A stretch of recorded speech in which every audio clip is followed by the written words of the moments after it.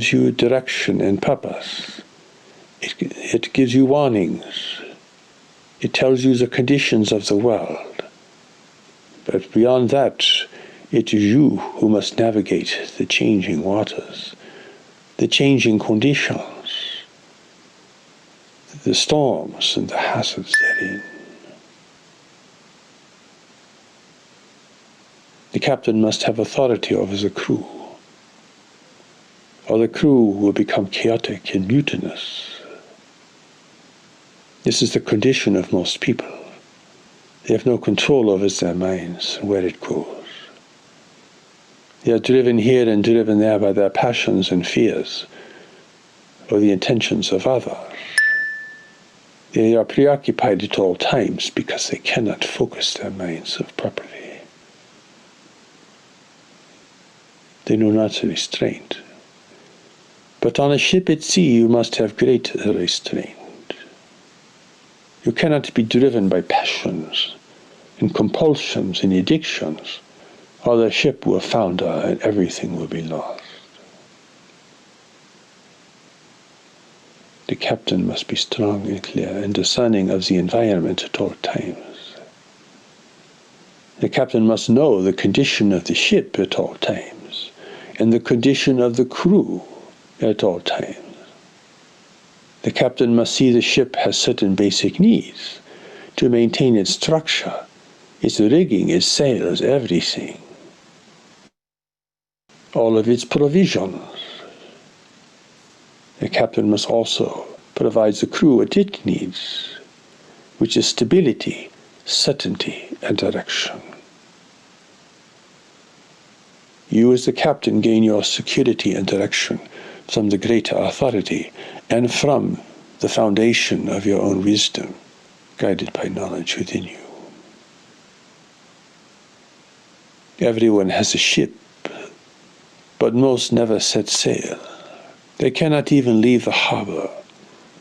They're always in disrepair and not able to carry on a greater voyage. Their crews are dispersed, out of control. They cannot function in their true capacity. And then confusion reigns, frustration, addiction, and self-doubt.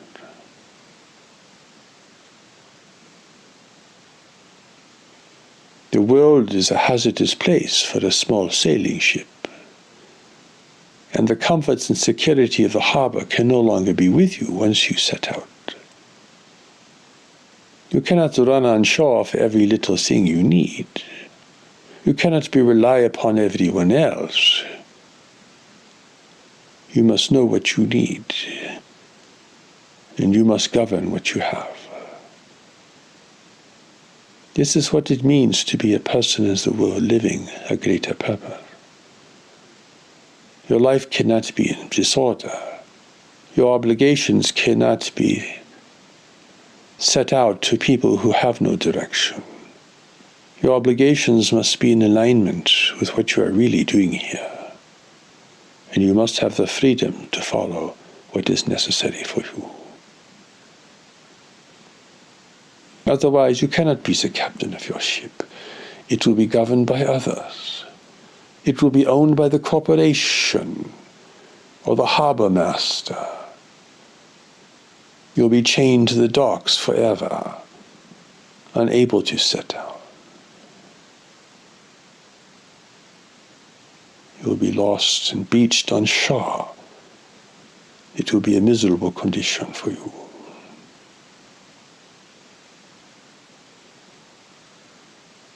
Therefore, as the captain, your ears must be to heaven, but your mind must be on the business of the day.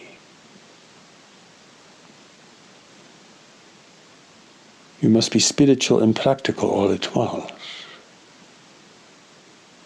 You must be realistic about your affairs and the conditions around you, but ever mindful of the greater direction that is being provided from the great authority. Here you cannot rely upon scriptures, for they cannot tell you the changing conditions of this sea, which are changing every moment.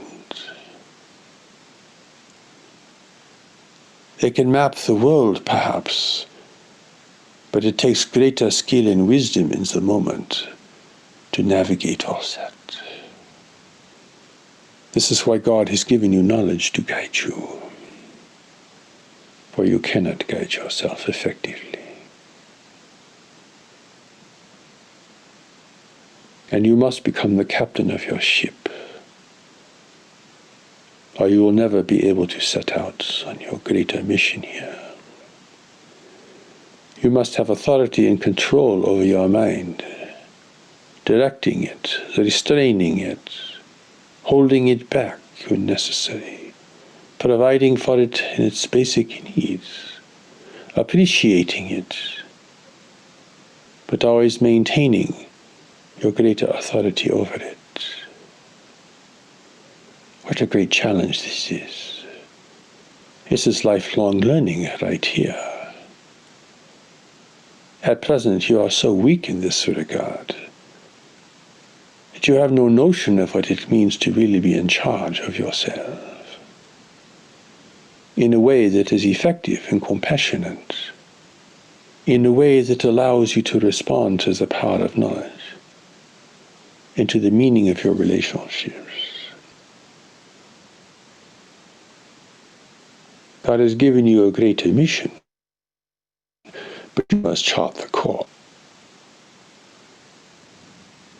The world is changing so quickly now. You cannot base your actions on old assumptions or what has been done before. You must chart your course. You must guide your crew. You must make sure your ship has complete provisions. For it is a long time before you land at the farther shore, and you must be able to survive and maintain yourself in the process.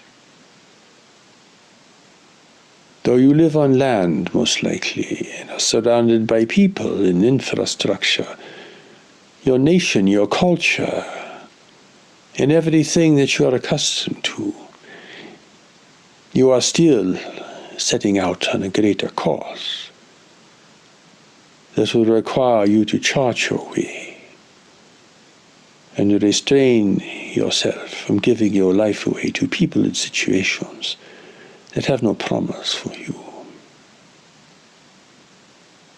And as you embark, you will see that you are setting out where others are not. And you are not really with them anymore. Oh yes, they're over there, you can see them. But they are not embarking, and you are. In this way they are being left behind, and you must leave them behind in your own mind, and honor the fact that you are being called to something greater. This is like your ship leaving the harbor and setting out into the open waters. The great panorama with no landing site in view at all. Here you have knowledge to guide you and your crew to serve you, and your vehicle to carry you forth. You are surrounded by people and places and things, but you are embarking on a whole new journey, where you cannot live your life according to the old assumptions. For the captain of the ship cannot rely upon assumptions alone. Must be responsive to the changing conditions and adapt to them correctly. Anyone who has embarked in the way we are speaking of will feel like they are a ship at sea. They are going where others are not going. They are looking at things very differently than they did before. They are having to control their thinking and restrain their tendencies in order to continue. They're having to be sensitive to their environment, their physical condition, their engagement with others to a far greater degree than simply acting in a casual manner with people. They have a far greater set of requirements now. And they must gain the self-discipline and the self-confidence to follow these. While those who are back in the harbor are drunken and dissolute, without real purpose and direction, the captain at sea must be ever vigilant over the crew and over the environment itself, watching, not dreaming, not fantasizing, but watching, looking for the signs of the world, ever mindful of the condition of the ship and the allegiance of the crew.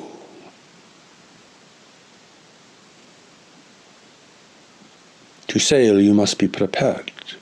Your ship must be worthy. Your crew must be assembled. Your provisions must be there. You rely upon the world. You rely upon science. You rely upon everything practical, but you also rely upon the mystery to tell you how to respond to the unpredictable circumstances that you will surely encounter.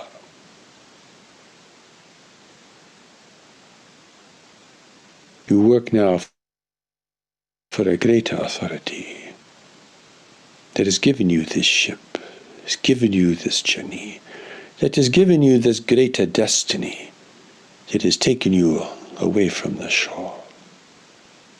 You know who you serve. You know your duties. You're not confused about this. You are not a pirate serving yourself alone, raiding other ships, stealing whatever you can, being a hazard at sea.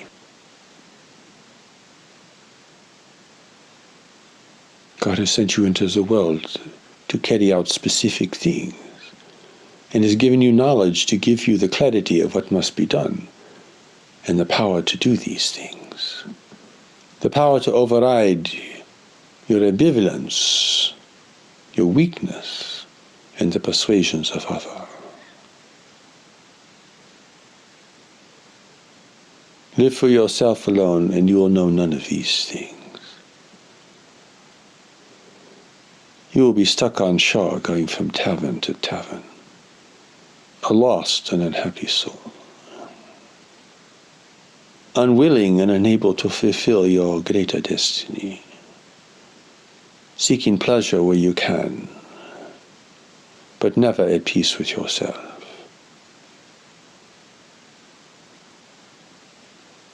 You look out at the ships setting sail, and your heart will sink because you cannot go yourself. Let this not be your destiny, but to escape this prison, the prison of the shore, you must have a greater authority to guide you, and you must become strong and organized, and vigilant and careful about everything related to your purpose and your ability to set forth. There is no dreaming here. There is no laziness here. There is no indolence here. There is no addictions here. You have to leave people, places, and things to set out. That is what it means to really go somewhere in life. Stay where it is comfortable and warm and safe, and you will never fulfill the greater need of your soul. You will be a bystander in life only, stuck on this shore with all of its hazards and corruption. You build your life learning how to be a captain of this ship called your life. That is what all your education is really for, to give you the stability, the clarity, and the relationships that are necessary in order for you to live this greater life. Here your hobbies and your pastimes are not important, though they may give you pleasure on occasion. They cannot replace your greater responsibilities. God has given you the ship, God has given you the mind and the crew. And God is saving for you your greater purpose and destiny once your ship is able to set forth. And you have freed yourself from the attachments of being on shore and the dreadful compromises that can hold you there. Anyone who is responding to a greater calling in life will feel like they are setting out, leaving people, places, and things behind, entering new waters, having to take on greater responsibilities, having to be really accountable and responsible for their decisions. For the captain must make the decisions now. Rely upon his experience, his wisdom, and the guidance from heaven. He must make the decisions. He cannot defer to anyone. For out at sea there is no one else to defer to. This is the self-reliance that you must have now. Relying not upon your beliefs and ideas, for they can be incorrect and even deceiving. You must rely upon a deeper experience, a greater practical wisdom, and a greater discernment of yourself, your crew, your ship, and your changing environment. Do not think this is too great a task for you are designed for this. And this analogy and picture we are painting for you is relevant entirely to your condition and to the challenges and hazards that you face today. Here you must follow what is strong within you and not what is weak. Here you must restrain yourself again and again from falling prey to your own passions or the persuasions of others. Here you must hold yourself apart to build your strength, apart from those who are weak and unwilling to do so, for they cannot be your companions now. God redeems you by giving you something important to do and giving you the power to see what it is to do and the strength to leave this shore, the shore of your past, the shore of the indulgent and impoverished world, the shore of easy assumptions and weak alliances, the shore of complacency and expediency and disillusion. God has given you the steps to knowledge so that you may build your strength and build the 4 pillars of your life, your pillar of relationships, your pillar of health, your pillar of work and providership, and your pillar of spiritual development. All of them, not one to the expense of the others, but all of them.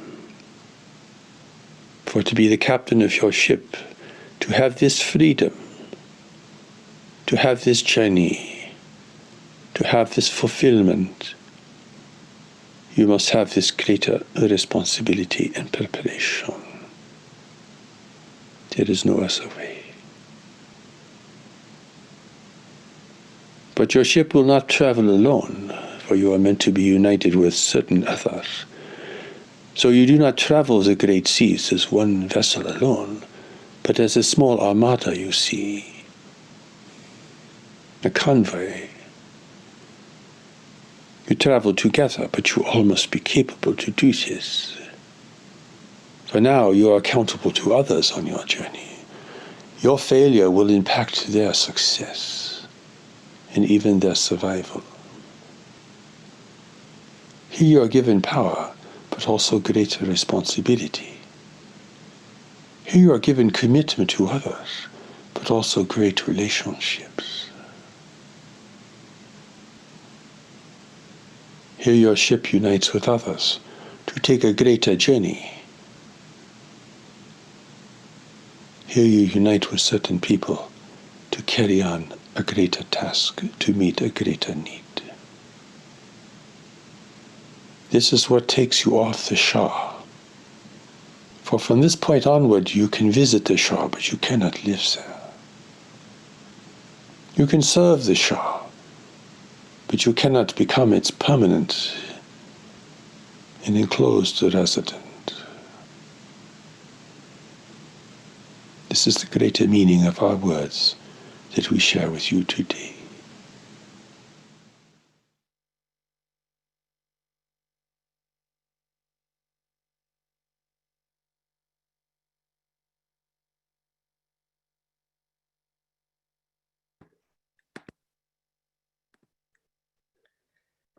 Let's take a few moments in silence to be with what we just heard.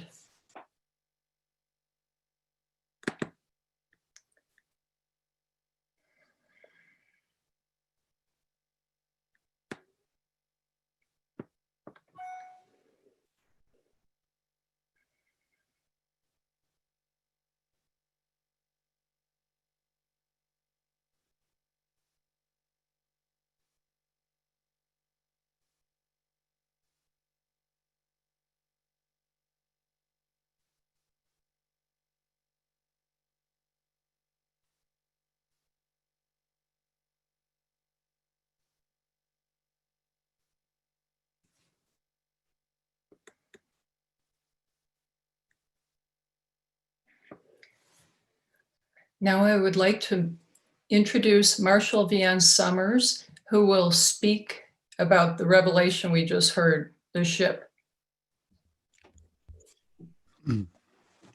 Morning, everyone. Can you all hear me? Good. Well, that is certainly a beautiful and powerful message. I know it's had an impact on my life, and it brings up many things in my mind that to think about, and I hope that you will listen to it repeatedly and read it, for it will call out of you certain things that you will never find on one reading alone. And truly, as you progress, you will see more in it and hear more in it. And more of it will become relatable to your life and experience.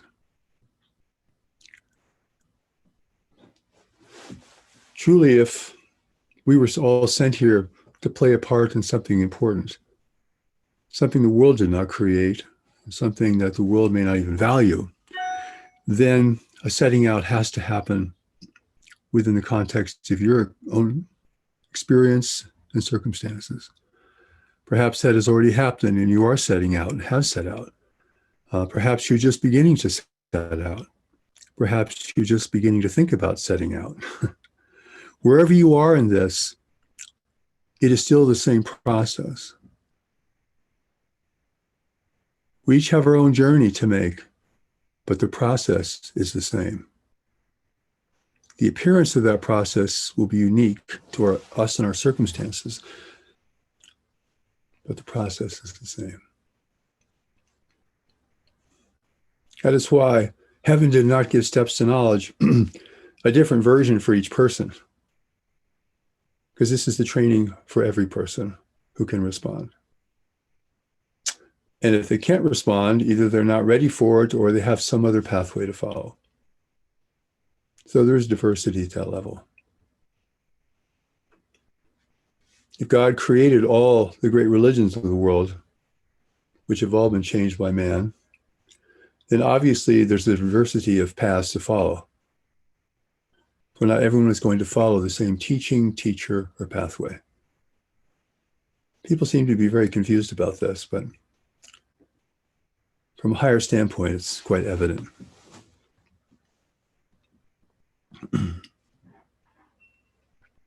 But I want you to feel the strength of this. Knowledge is not here to simply nurture your life or increase your pleasures or make you feel a little better about yourself. It is really here to call you into something bigger. And when I say bigger, I don't mean magnificent or splendid, or it's not going to make you into a saint or a guru or a marvelous person, but it is going to be a shift in the center of authority within yourself. Otherwise, you're driven by your mind, which is basically being driven by the world, with perhaps only moments of real inner clarity and objectivity. Shifting the power of authority into the deeper power that lives within you where it belongs. So now knowledge guides your mind guides your body, whereas before, it could be the exact opposite of that, and usually is. So I encourage you to take the steps. There's no leaping off a cliff here. There are steps to be taken, both outer steps in your outer life and inner steps in your inner life. The journey is not made of leaps and bounds, but of substantial steps that you take. And if you're willing to take them as you see fit, as you see the need for that, the knowledge becomes a little stronger within you. And you gain a little bit more self-confidence that you can actually make a difficult decision, or let go of something you were not willing to let go of before, or break free from an engagement that you have not felt you could break free from before, or to set out and learn a skill that you did not have before. This is building the platform for a new life. You don't just have the new life, you build the foundation and platform for it. For the house can be built, the excavation has to occur, the foundation has to be laid. And without that, the house has nothing to stand on, it will not survive. So a lot of foundation building here, not a lot of personal glory or self-assertion. You can't claim that you're advanced in the way of knowledge because you really don't know. And anyone who does claim that really doesn't know.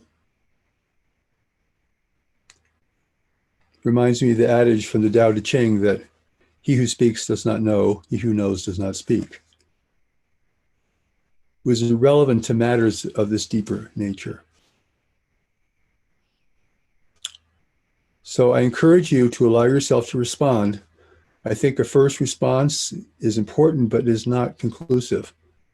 It will take many times to review this teaching, to respond on your own. I do not recommend you share it with people who are not engaged with this, for they will just cloud and muddy your stream. Something that's about you, not about them. If the world looks like it's going down, let it follow its course. You can't change that. Some things are going to happen no matter what you do. Your task now is to establish your foundation at a deeper level and begin to take the steps that you probably already know you need to take but haven't taken, which is always a good starting point. There are certain people that you need to take care of and have responsibilities to, but in general, if someone else is not responding, that is not your problem. You can't change that.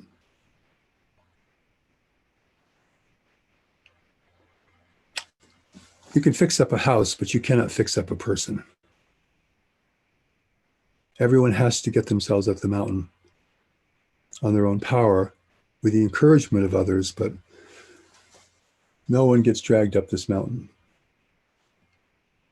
If you're going to leave the harbor, leave the shore of your past, then you have to begin to build your position as a captain, using the affairs of this day, the challenges of each day, the opportunities of each day, and where you tend to go with yourself moment to moment. That's why Steps to Knowledge has given us hourly practices to come back and check in on ourselves. Where am I right now? Where have I been the last hour? Amazing how to forget where you've been the last hours. You just did a lot of stuff and you don't even know where you were.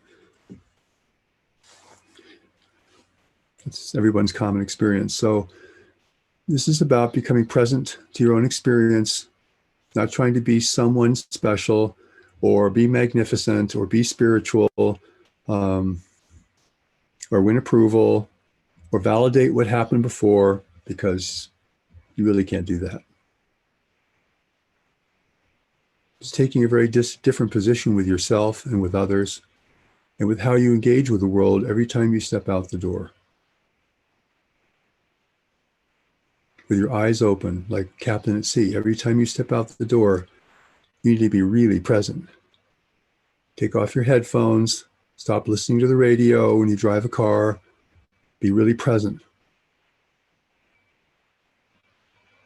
One moment of driving a car without this presence can be disastrous. So it's being called to rise to a greater occasion within yourself and in the world. And the thing is that, except for the few people who are engaged in this process with you, no one else needs to know about what you're doing. Don't go out and tell your friends. Never share your spiritual experiences with people who have no capacity to grasp them or who are unknown to you. Let the fire of knowledge build within you. It's not content for casual conversation. So a lot of things here that come into play, and support for this is throughout all of the new message. And I want you to look to your life, because you cannot save anyone else except perhaps in the moment under an urgent situation. The blessing is with you. Be with the blessing. Nasi Navari Karam.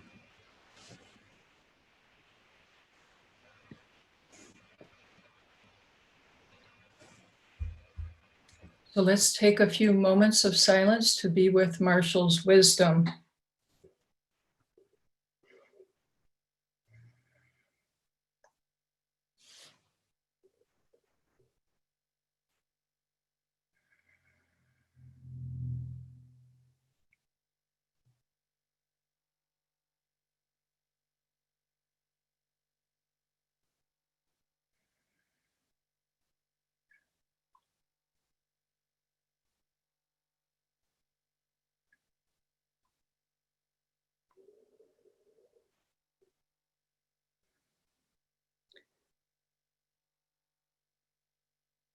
Nasi Navari Karam. So now we will be going into our breakout groups, and we'll be saying goodbye to everyone who is not viewing the meeting from the community site. And if those of you would like to attend the full meeting next time, you can register on community.newmessage.org, and you'll be able to register and attend the full meeting. We'll try to have these every 2 months, so it'd be wonderful to see you for the entire meeting going forward.